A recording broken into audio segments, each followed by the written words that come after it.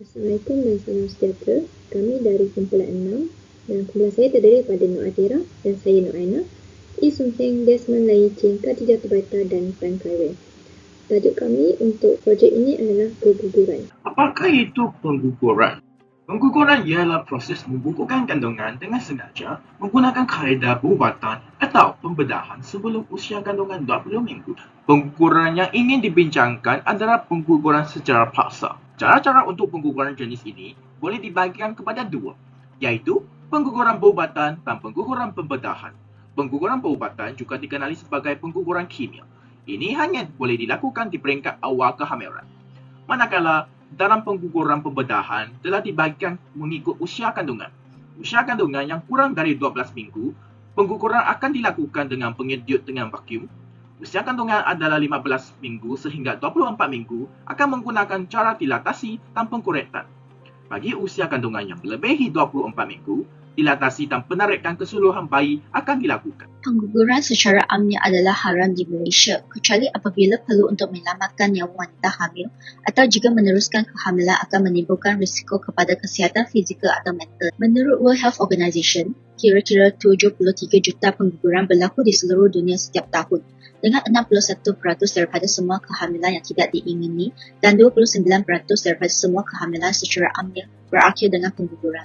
Seterusnya, siapa dan mengapa perlu pengguguran? Pertama, keluarga yang mempunyai perancangan keluarga. Ia dapat mengelakkan daripada masalah kewangan dan perhubungan.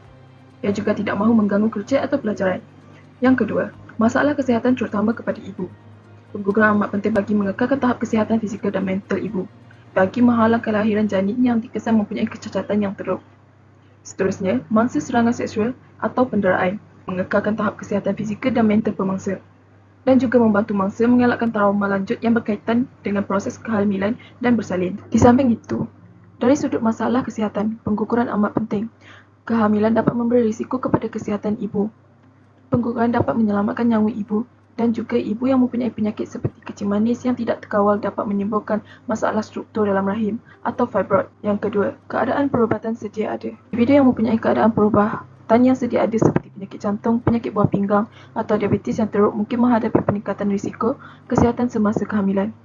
Yang terakhir sekali, pertimbangan kesihatan mental, perubahan hormon, tekanan dan tuntutan fizikal kehamilan berpotensi memburukkan lagi gejala atau mengganggu pengurusan keadaan kesihatan mental mereka. Oleh itu, pengguguran amat diperlukan bagi setengah individu.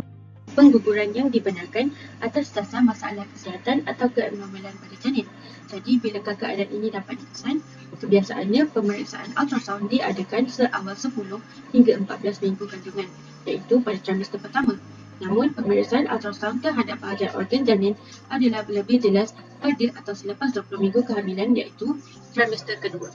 Sebab lain yang dibenarkan pengguguran adalah apabila keadaan janin yang akan membawa maut kepada dirinya sebelum atau selepas dilahirkan, atau juga keadaan di mana janin mempunyai jangka hayat yang sangat singkat.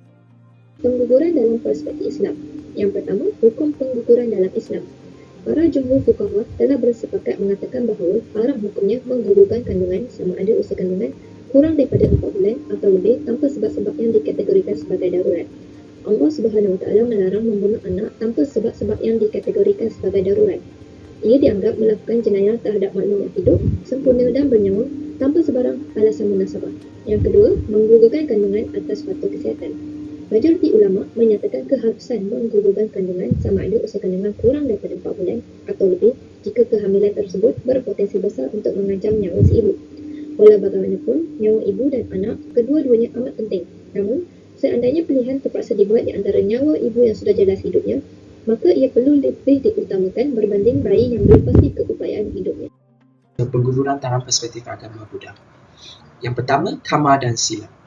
Prinsip teras agama Buddha adalah konsep karma yang menyatakan bahawa semua tindakan mempunyai akibat. Sebarang keputusan yang dibuat berhubung pengguguran mesti ditipat dengan teliti kerana ia boleh membawa implikasi yang meluas. Mengikuti 5 sila yang termasuk menahan diri daripada mengambil nyawa, ini boleh ditafsirkan sebagai larangan terhadap penggugur. Yang kedua, belas kasihan dan tidak memudarakan. Pengganut Buddha juga dirancang untuk mengamalkan belas kasihan dan tidak memudarakan terhadap semua makhluk hidup.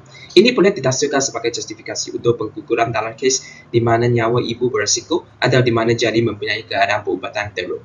Sesetengah pengganut Buddha mungkin berpendapat bahawa pengguguran tidak dibenarkan kerana ia melibatkan pembunuhan nyawa. Terdapat beberapa strategi dan teknologi yang berpotensi yang boleh menyumbang kepada mengurangkan kadar pengguguran. Pertama adalah dengan melaksanakan program pendidikan seks yang sesuai dengan umur dan memberikan maklumat yang tepat tentang kontraseptif, jangkitan kelamin dan pencegahan kehamilan.